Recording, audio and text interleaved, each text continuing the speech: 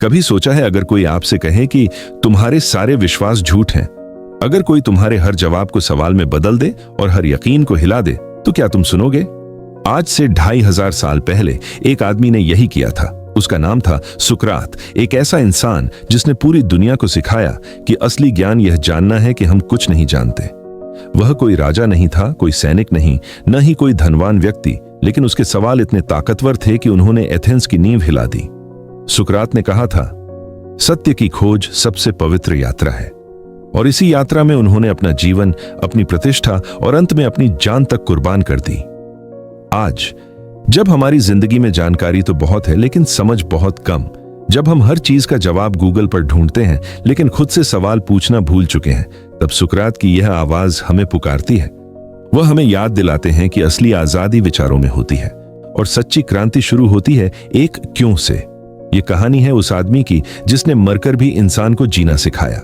कभी कभी इतिहास में कुछ ऐसे लोग जन्म लेते हैं जिनकी सोच पूरी मानव सभ्यता की दिशा बदल देती है। सुकरात ऐसा ही एक नाम है। वे कोई राजा नहीं थे, न ही उनके पास धन दौलत थी, लेकिन उनके विचार इतने गहरे थे कि उन्होंने आने वाली सदियों तक सोचने का तरीका बदल दिया। सुकरात का जन्म लगभग 470 ईसा पूर्व में यूनान के शहर एथेंस में हुआ था। उनके पिता सोफ्रोनिस्कस एक मूर्तिकार थे और मां फेनारेते एक दाई थीं। बचपन से ही सुकरात का मन अलग अलग बातों को समझने में लगता था। उन्हें धन या प्रसिद्धि की नहीं, बल्कि सत्य की खोज की भूख थी। कहा जाता है कि जब उनके साथी खेलकूद में व्यस्त रहते, तब सुकरात अक्सर चुपचाप किसी कोने में बैठकर सोचते रहते, मनुष्य क्या है, सच्चाई क्या है, अच्छा जीवन जीने का अर्थ क्या है। उनके सवाल साधारण लगते थे, लेकिन इन सवालों में पूरी जिंदगी छिपी थी। समय के साथ सुकरात ने अपने पिता का काम तो सीखा, पर उनका झुकाव मूर्तियां बनाने से ज्यादा विचारों को गढ़ने की ओर था। वे अक्सर बाजार की गलियों में लोगों से बातें करते, कभी किसी सैनिक से, कभी किसी व्यापारी से, कभी किसी कवि से। वे उनसे पूछते, तुम्हारे अनुसार साहस क्या है, सच्चाई क्या है, न्याय किसे कहते हैं। लोग पहले पहले हैरान होते, कोई हंसता, कोई झुंझलाता, लेकिन कुछ देर बाद उन्हें लगता कि सुकरात के सवाल आसान नहीं हैं। वे हर उत्तर को एक नए प्रश्न में बदल देते, और यही था उनका तरीका। प्रश्न पूछो ताकि सत्य खुद सामने आए। सुकरात खुद को शिक्षक नहीं मानते थे। वे कहते थे, मैं किसी को कुछ सिखा नहीं सकता, मैं बस उनके भीतर छिपे ज्ञान को बाहर लाने में मदद करता हूं। वे अपनी मां के पेशे की तरह लोगों के विचारों का जन्म कराने वाले बन गए थे, इसलिए लोग उन्हें बौद्धिक दाई कहते थे। उनके पास कोई विद्यालय नहीं था, न कोई किताब। उनका स्कूल था एथेंस की सड़कें, और उनके विद्यार्थी थे वे सभी लोग जो सोचने की हिम्मत रखते थे। धीरे धीरे उनके शिष्य बनने लगे। उनमें से दो सबसे प्रसिद्ध थे, प्लेटो और जेनोफन। प्लेटो ने बाद में लिखा, सुकरात ऐसे व्यक्ति थे जिन्होंने हमें सिखाया कि ज्ञान किताबों में नहीं, हमारे भीतर होता है। लेकिन एथेंस के सभी लोग उनसे खुश नहीं थे। उनकी आदत थी हर सत्ता, हर नियम और हर परंपरा पर सवाल उठाना। वे कहते थे, अंधविश्वास से भरा समाज कभी स्वतंत्र नहीं हो सकता। उनकी बातें सच्ची थीं, लेकिन हर कोई सच्चाई सुनना नहीं चाहता। धीरे धीरे लोग उन्हें युवाओं को भटकाने वाला और देवताओं का अपमान करने वाला कहने लगे, पर सुकरात को फर्क नहीं पड़ा। वे कहते थे, मुझे डर मृत्यु से नहीं, बल्कि अज्ञान से है। उनका मानना था कि जीवन का सबसे बड़ा उद्देश्य स्वयं को जानना है। उनका प्रसिद्ध वाक्य था, स्वयं को जानो, नो योरसेल्फ। उनके अनुसार यदि मनुष्य अपने भीतर झांकना सीख जाए तो वह समझ सकता है कि सही क्या है और गलत क्या। वे कहते थे, जिसे यह ज्ञान हो कि अच्छा क्या है, वह कभी बुरा नहीं करेगा। यानी उनके अनुसार सच्चा ज्ञान ही सच्चा नैतिक जीवन है। सुकरात का जीवन सादगी से भरा था। वे नंगे पांव चलते, बहुत साधारण कपड़े पहनते और अधिकतर समय सोचने या चर्चा करने में बिताते। कई बार लोग उन्हें देखकर कहते, इतने बड़े दार्शनिक होकर भी इतना साधारण जीवन। वे मुस्कुराकर कहते, जिस व्यक्ति को भीतर शांति मिल जाए उसे बाहरी चीजों की जरूरत नहीं रहती। धीरे धीरे उनकी प्रसिद्धि पूरे एथेंस में फैल गई, लेकिन जहां कुछ लोग उन्हें ज्ञान का दीपक मानते थे, वहीं कुछ उन्हें राज्य के लिए खतरा समझने लगे। और यही था उस तूफान की शुरुआत, एक ऐसा मुकदमा जिसने इतिहास बदल दिया।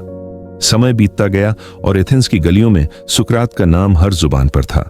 कई लोग उनसे सीखते थे, पर कुछ ऐसे भी थे जिन्हें उनकी बातें पसंद नहीं थीं, क्योंकि सुकरात हर चीज पर सवाल उठाते थे, परंपरा पर, धर्म पर और सत्ता पर भी। एथेंस उस समय एक गर्वित नगर था, लेकिन युद्ध और राजनीति ने वहां अस्थिरता फैला दी थी। लोग नए विचारों से डरने लगे थे। ऐसे माहौल में सुकरात जैसे व्यक्ति का होना कई शक्तिशाली लोगों को असुविधा देता था। कहा जाता है कि कुछ प्रभावशाली लोगों ने मिलकर उन पर आरोप लगाया कि वे युवाओं के मन को भटका रहे हैं और शहर के देवताओं का अपमान कर रहे हैं। उनके खिलाफ मुकदमा चलाने की तैयारी शुरू हो गई। जब यह समाचार सुकरात तक पहुंचा तो उनके शिष्यों को बहुत चिंता हुई। प्लेटो और अन्य साथियों ने कहा, गुरुदेव, आप चाहें तो शहर छोड़ दीजिए, लोग आपको नहीं समझते, वे आपका अनादर करेंगे। लेकिन सुकरात ने शांत स्वर में उत्तर दिया, यदि मैं सत्य के लिए खड़ा नहीं हो सकता तो मेरा जीवन व्यर्थ है। वे अदालत पहुंचे बिना किसी भय के, बिना किसी गुस्से के। उनके मुकदमे में लगभग 500 नागरिक न्यायाधीशों के रूप में बैठे थे। एथेंस का पूरा नगर इस घटना को देखने आया। जब अभियोग पढ़ा गया तो उसमें लिखा था, सुकरात देवताओं का अनादर करते हैं और युवाओं के मन में विद्रोह की भावना भरते हैं। इन शब्दों को सुनकर भी सुकरात शांत रहे। उन्होंने कहा, मैंने कभी किसी को भड़काया नहीं, बस प्रश्न पूछे हैं। यदि प्रश्न पूछना अपराध है तो मैं दोषी हूं। उनका यह उत्तर पूरे सभा में सन्नाटा भर गया। कई लोग सोच में पड़ गए, क्या सच में प्रश्न पूछना पाप है? उन्होंने आगे कहा, मैं किसी को सत्य सिखाने नहीं आया, मैं तो बस लोगों की आंखों से अंधकार हटाना चाहता हूं। यदि इससे कोई असहज होता है तो शायद उसे अपने भीतर झांकने की जरूरत है। उनके शब्दों में कोई क्रोध नहीं था, केवल शांति और आत्मविश्वास। उनकी वाणी में वह स्थिरता थी जो केवल उस व्यक्ति में होती है जिसने सत्य को छू लिया हो। न्यायालय की प्रक्रिया लंबी चली। कई लोगों ने उनके पक्ष में गवाही दी, लेकिन सत्ता के डर से बहुत से लोग चुप भी रहे। आखिर में फैसला सुनाया गया, सुकरात को मृत्युदंड दिया जाएगा। ये सुनकर उनके शिष्य रो पड़े, लेकिन सुकरात मुस्कुराए और बोले, यदि मृत्यु मेरे जीवन की सच्चाई है तो मैं उसका स्वागत करता हूं। शायद वहां भी मैं प्रश्न पूछता रहूंगा। उन्होंने किसी से नफरत नहीं की, न कोई अपील की। वे बोले, मेरा काम सत्य की खोज करना था, मैंने वह किया जो मुझे उचित लगा। अब आगे जो होगा वह भी ठीक ही होगा। जब वे जेल ले जाए गए तो प्लेटो ने कहा, गुरुदेव, लोग आपकी बातों को नहीं समझ पाए। सुकरात ने जवाब दिया, प्लेटो, सच्चाई को समझने में हमेशा समय लगता है। आज जो मेरा विरोध कर रहे हैं, कल वही मेरे शब्दों से प्रेरणा लेंगे। जेल की दीवारों के भीतर भी वे शांत रहे। उन्होंने अपने आखिरी दिनों में अपने साथियों से बातचीत की और जीवन मृत्यु के अर्थ पर गहराई से चर्चा की। उनका कहना था, मृत्यु से डरना इसलिए मूर्खता है क्योंकि कोई नहीं जानता कि वह बुरी है या नहीं। उनकी सोच आज भी उतनी ही सजीव है जितनी तब थी। जेल की दीवारों के भीतर भी सुकरात का मन बिल्कुल शांत था। बाहर पूरा शहर उनके भाग्य को लेकर चर्चा कर रहा था। कोई उन्हें नायक कहता तो कोई पागल दार्शनिक, लेकिन सुकरात को इन सब बातों की कोई परवाह नहीं थी। उनका ध्यान केवल एक चीज पर था, सत्य और आत्मा। मृत्युदंड का निर्णय सुनाए जाने के बाद उन्हें जहर का प्याला पीने की सजा दी गई थी, लेकिन आश्चर्य की बात यह थी कि सुकरात डर या घबराहट में नहीं थे। उनके चेहरे पर वही सुकून था जो एक साधक के ध्यान में होता है। उनके शिष्य हर दिन उनसे मिलने आते थे। वे जानते थे कि अब समय बहुत कम बचा है। फिर भी सुकरात हर मुलाकात को एक अवसर की तरह लेते। एक नया विचार साझा करने के लिए एक दिन प्लेटो ने उनसे पूछा, गुरुदेव, क्या आपको मृत्यु से भय नहीं लगता? सुकरात ने मुस्कुराते हुए कहा, भय तो तभी लगता है जब हम किसी चीज को गलत समझते हैं। मृत्यु कोई बुराई नहीं, यह केवल एक परिवर्तन है, आत्मा के लिए एक नई यात्रा। उनका विश्वास था कि आत्मा अमर होती है। वे कहते थे कि शरीर नष्ट हो जाता है, लेकिन आत्मा नहीं। मृत्यु केवल इतना करती है कि आत्मा को एक नए रूप में आगे बढ़ा देती है। उनके अनुसार अगर व्यक्ति ने जीवन में सत्य और अच्छाई की खोज की है तो मृत्यु उसके लिए केवल एक विश्राम बन जाती है। जेल के अंतिम दिन उनके प्रिय मित्र क्रेटो मिलने आए। वे बोले, गुरुदेव, मैंने पहरेदारों को मना लिया है, आप चाहें तो आज रात ही भाग सकते हैं, हम आपको सुरक्षित स्थान पर ले जाएंगे। सुकरात ने शांति से कहा, क्रेटो, यदि मैं भाग गया तो क्या मैं वही व्यक्ति रह जाऊंगा जिसने जीवन भर सत्य का उपदेश दिया? क्या मैं वह नहीं बन जाऊंगा जिससे मैंने दूसरों को सावधान किया था? वे आगे बोले, सही काम वही होता है जो आत्मा को शुद्ध रखे, चाहे उसकी कीमत कुछ भी हो। क्रेटो चुप रह गए। उन्हें समझ आ गया कि सुकरात अपने निर्णय पर अडिग हैं। फिर वह सुबह आई जब सुकरात को जहर का प्याला पीना था। उनके शिष्य उनके चारों ओर बैठे थे, उदास आंसुओं से भरे हुए। लेकिन सुकरात ने उनसे कहा, रो मत, मृत्यु तो केवल शरीर की यात्रा का अंत है, आत्मा तो अपने मार्ग पर आगे बढ़ती रहती है। उन्होंने प्याला हाथ में लिया। धीरे धीरे उन्होंने झर पिया और शांत होकर लेट गए। उनकी आवाज अब भी स्थिर थी। वे बोले, क्रेटो, कृपया एस्क्लेपियस को एक मुर्गा चढ़ा देना, क्योंकि मैं उस देवता का आभारी हूं जिसने मुझे इस जीवन के रोग से मुक्ति दी। ये उनके अंतिम शब्द थे, जीवन के रोग से मुक्ति। शायद आपको भी ये अजीब लगे कि इतना महान दार्शनिक जाते जाते किसी देवता को मुर्गा चढ़ाने की बात क्यों कर गया, लेकिन सच तो यह है कि सुकरात ने यह बात किसी अंधविश्वास से नहीं कही थी। प्राचीन यूनान में जब कोई बीमारी से ठीक होता था तो लोग धन्यवाद में एस्क्लेपियस नाम के देवता को एक मुर्गा चढ़ाते थे। सुकरात ने इसे एक प्रतीक के रूप में इस्तेमाल किया। वो कहना चाहते थे कि अब उनकी आत्मा जीवन नाम की बीमारी से मुक्त हो गई है, यानी उनके लिए मृत्यु कोई डर नहीं बल्कि मुक्ति थी। उन्होंने अंत तक वही सिखाया जो जीवन भर कहा, सच्चा ज्ञान भय से नहीं समझ से आता है। उन्होंने मृत्यु को अंत नहीं बल्कि मुक्ति माना। कुछ ही देर में उनका शरीर ठंडा होने लगा, लेकिन उनके चेहरे पर मुस्कुराहट थी, जैसे किसी ने गहरी नींद में शांति पाली हो। उनके शिष्यों ने कहा, सुकरात चले गए पर उनका प्रकाश यहीं रह गया। और सच यही था, सुकरात अब एक व्यक्ति नहीं रहे थे, वे एक विचार बन गए थे। एक ऐसा विचार जो आने वाले युगों तक इंसान को सोचने, प्रश्न करने और सत्य की खोज करने की प्रेरणा देता रहेगा। सुकरात की मृत्यु के बाद उनके विचार पूरे यूनान में फैल गए। लोग यह सोचने लगे कि आखिर उस व्यक्ति में ऐसा क्या था जो मृत्यु के सामने भी मुस्कुरा सकता था। और जब उन्होंने उनके शब्दों को समझना शुरू किया तो पाया कि सुकरात ने जो कहा वह केवल दर्शन नहीं, जीवन जीने का तरीका था। सुकरात का मानना था कि हर व्यक्ति के भीतर ज्ञान का स्रोत होता है, लेकिन यह ज्ञान सोया हुआ है। इसे जगाने के लिए हमें प्रश्न करने की आदत डालनी चाहिए। वे कहते थे, अपरीक्षित जीवन जीने योग्य नहीं होता। यानी अगर हमने कभी अपने जीवन के बारे में सवाल नहीं किए कि हम क्या कर रहे हैं, क्यों कर रहे हैं और किस दिशा में जा रहे हैं, तो हमारा जीवन अधूरा है। उनका सबसे प्रसिद्ध तरीका था प्रश्न और संवाद की विधि। इसे आज सोक्रेटिक मेथड कहा जाता है। इसमें वे सामने वाले से लगातार प्रश्न पूछते जब तक कि वह स्वयं अपने उत्तर को गहराई से समझ न ले। वे मानते थे कि सत्य दूसरों के उत्तर में नहीं बल्कि अपने भीतर की समझ में छिपा होता है। वे किसी से भी बहस नहीं करते थे बल्कि उन्हें सोचने पर मजबूर करते थे। उदाहरण के लिए, यदि कोई कहता साहस क्या है, तो सुकरात जवाब नहीं देते। वे पूछते, क्या तुम कहोगे कि जो बिना सोचे खतरे में कूद जाए वह साहसी है, या जो सही समझ के साथ कदम उठाए वही असली साहस दिखाता है? धीरे धीरे व्यक्ति खुद समझ जाता कि साहस अंधापन नहीं, समझदारी है। उनका एक और महत्वपूर्ण विचार था, अच्छाई ज्ञान है और बुराई अज्ञान। सुकरात कहते थे कि जो व्यक्ति सच में जानता है कि सही क्या है, वह कभी गलत नहीं करेगा, क्योंकि अगर कोई गलती करता है तो इसका मतलब है कि वह सही को पहचान नहीं पाया। उनका यह विचार आज के नैतिक दर्शन की जड़ है। वे यह भी कहते थे कि मनुष्य को बाहरी वस्तुओं से नहीं, अपने विचारों से शांति मिलती है। कपड़े, घर, धन, प्रतिष्ठा, ये सब अस्थायी हैं, लेकिन एक शांत और जागरूक मन ही सच्चा सुख दे सकता है। वे कहते थे, जो व्यक्ति अपने मन पर विजय पा लेता है उसे कोई भी दुनिया हरा नहीं सकती। सुकरात यह नहीं मानते थे कि किसी पुस्तक या गुरु के पास सारी सच्चाई होती है। उनका विश्वास था कि हर व्यक्ति अपने भीतर शिक्षक बन सकता है, अगर वह ईमानदारी से खुद से सवाल करे। उनकी बातचीत में एक विशेषता थी, विनम्रता। वे हमेशा कहते, मुझे बस इतना पता है कि मैं कुछ नहीं जानता। यह वाक्य सुनने में सरल लगता है, लेकिन इसमें गहरी सच्चाई छिपी है, क्योंकि जब हम स्वीकार करते हैं कि हम सब कुछ नहीं जानते, तभी सीखने का द्वार खुलता है। आज विज्ञान, शिक्षा और तर्क शक्ति की जो भी नींव है, उसमें सुकरात की सोच की झलक दिखाई देती है। उन्होंने सिखाया कि ज्ञान का पहला कदम सवाल करना है।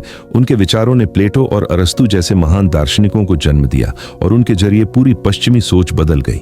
लेकिन सुकरात का असली संदेश केवल दार्शनिकों के लिए नहीं था, वह हर इंसान के लिए था जो खुद को समझना चाहता है। वे कहते थे, अगर तुम अपने भीतर प्रकाश जलाना सीख जाओ तो बाहरी अंधकार तुम्हें डरा नहीं सकेगा। सुकरात भले ही 2500 साल पहले इस धरती से चले गए, लेकिन उनके विचार आज भी जीवित हैं। उनकी सोच ने सिर्फ उनके शिष्यों को नहीं बल्कि आने वाले युगों की पूरी मानसिकता को बदल दिया। उनके सबसे प्रसिद्ध शिष्य प्लेटो थे, जिन्होंने सुकरात के विचारों को आगे बढ़ाया। प्लेटो ने सुकरात की शिक्षाओं को अपने संवादों के रूप में लिखा, जिन्हें आज भी डायलॉग्स ऑफ प्लेटो के नाम से पढ़ा जाता है। इन संवादों में हम देखते हैं कि कैसे सुकरात तर्क और प्रश्नों के माध्यम से लोगों की सोच को नई दिशा देते थे। फिर प्लेटो के शिष्य बने अरस्तु और इस तरह एक दार्शनिक परंपरा शुरू हुई। सुकरात, प्लेटो, अरस्तु, जिसने पूरी पश्चिमी दर्शन और विज्ञान की नींव रखी। यदि सुकरात न होते तो शायद आज हमारी शिक्षा व्यवस्था, हमारा सोचने का तरीका और तर्क की समझ, यह सब वैसा न होता जैसा आज है। उन्होंने यह सिखाया कि हर विचार की जांच होनी चाहिए, हर मान्यता को परखा जाना चाहिए। समाज पर प्रभाव सुकरात की सबसे बड़ी देन यह थी कि उन्होंने समाज को सोचने की आजादी दी।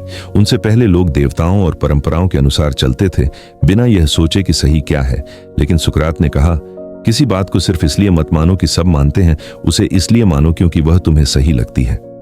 उनका यह विचार आज के लोकतंत्र की जड़ में छिपा है। जब हम अपने नेताओं से सवाल करते हैं या किसी व्यवस्था से जवाब मांगते हैं, तो यह वही प्रश्न करने की भावना है जो सुकरात ने जगाई थी। शिक्षा और मनोविज्ञान पर असर सुकरात का मानना था कि सच्ची शिक्षा किसी को जानकारी देना नहीं है, बल्कि उसके भीतर की समझ को जगाना है। आज की आधुनिक शिक्षा प्रणाली में क्रिटिकल थिंकिंग और सेल्फ रिफ्लेक्शन जो सिखाया जाता है, वह सीधा सुकरात के विचारों से जुड़ा है। उनकी प्रश्न पूछने की विधि को आज सोक्रेटिक टीचिंग मेथड के रूप में दुनिया भर के विश्वविद्यालयों में अपनाया गया है। इसमें शिक्षक उत्तर नहीं देता, बल्कि छात्र को खुद सोचने और निष्कर्ष निकालने के लिए प्रेरित करता है।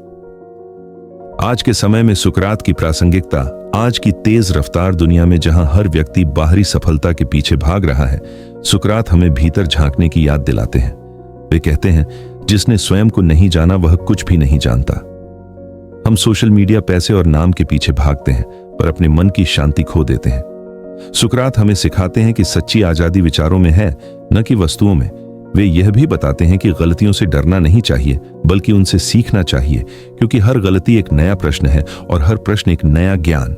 आज अगर हम समाज की समस्याओं को देखें, घृणा, झूठ और असहिष्णुता, तो पाएंगे कि सुकरात की शिक्षा पहले से ज्यादा जरूरी है। वे कहते थे, जब तक लोग प्रश्न पूछना छोड़ देंगे, तब तक समाज अंधेरे में रहेगा। इसलिए सुकरात केवल अतीत के दार्शनिक नहीं हैं, वे हर युग के लिए मार्गदर्शक हैं। उनकी सोच हमें याद दिलाती है कि ज्ञान किताबों से नहीं, स्वयं को समझने से शुरू होता है।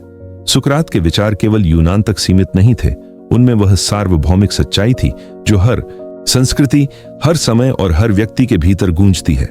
उनकी सोच और भारतीय दर्शन में एक गहरी समानता देखने को मिलती है। सुकरात कहते थे कि जीवन का सबसे बड़ा उद्देश्य है स्वयं को जानना, जबकि हमारे उपनिषदों में कहा गया है, आत्मानं वित्ति, यानी अपने आत्मा को जानो। दोनों ही विचार यह बताते हैं कि सच्चा ज्ञान बाहर नहीं, बल्कि भीतर छिपा है। सुकरात का मानना था कि मनुष्य का व्यवहार उसके ज्ञान से तय होता है। जो व्यक्ति सच में जानता है कि अच्छा क्या है, वह कभी बुरा नहीं करेगा। यही बात भारतीय दर्शन में सत्कर्म के रूप में आती है। जब व्यक्ति आत्मज्ञान प्राप्त करता है, तो उसके कर्म स्वतः ही सही दिशा में बहने लगते हैं। सुकरात के लिए सत्य कोई वस्तु नहीं थी जिसे पाया जा सके, बल्कि एक निरंतर खोज थी। वे कहते थे कि ज्ञान एक यात्रा है, और यह यात्रा तब तक जारी रहती है जब तक व्यक्ति अपने भीतर झांकने की हिम्मत रखता है।